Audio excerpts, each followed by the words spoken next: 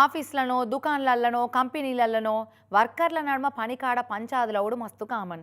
నీకంటే నేనే ఎక్కువ పని చేస్తున్నా, నువ్వు పందొంగవు, కావాలనే పందప్పించుకుంటున్నావు అని పంచాదులు పెట్టుకుంటారు. తోటోళ్ళు మనకంటే తక్కువ పని చేస్తే అస్సలే ఓర్చుకోరు. కానీ దానికి రివర్స్ ఉంది.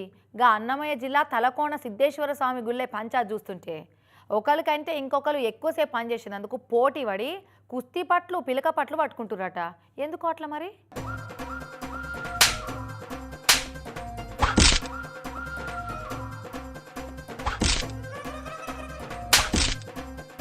రే శుంటా, ఈరోజు అర్చకత్వం నాదన్న సంగతి మర్చిపోయావా?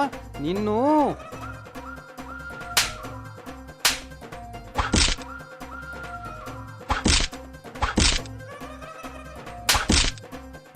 నా జోలికొస్తే చెంపలు వాయిస్తానేమనుకున్నావో బడుద్దాయ్.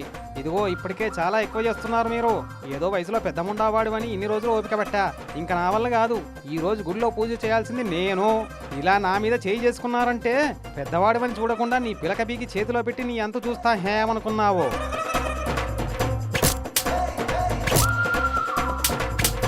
శివ శివ సిద్ధేశ్వర హరహర, ఏమిటండి ఈ దారుణం, ఈ అరాచకమును?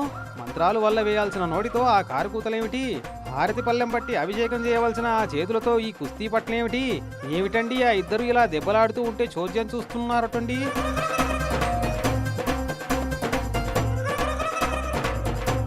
ఇక చూసిర్రా ఈ పంతుల కొట్లాట ఎట్లుందో. అన్నమయ్య జిల్లా పీలేరు ఎర్రవారి పాలనలో ఉన్న తలకోన సిద్ధేశ్వర స్వామి గుళ్ళే పంతులట వీళ్ళిద్దరు. మామూలుగా అయితే పని తప్పించుకుంటందుకే చూస్తారు ఎక్కడైనా, కానీ ఇక్కడ మాత్రం నేనంటే నేనే డ్యూటీ చేస్తా అని పోటీ పడుకుంటా పంచలు ఎగ్గట్టి ఇడిగుద్దులు గుద్దుకుంటా పిలకలు వీక్కున్నారు పంతులు ఇద్దరు. కార్తీక మాసం నడుస్తుంది కదా, భక్తులు వస్తున్నారట దర్శనానికి. ఇక వచ్చిన వాళ్ళు ఒట్టిగానే పోతారా? అంతో ఇంతో సంభావనలు సమర్పించుకుంటారు కదా.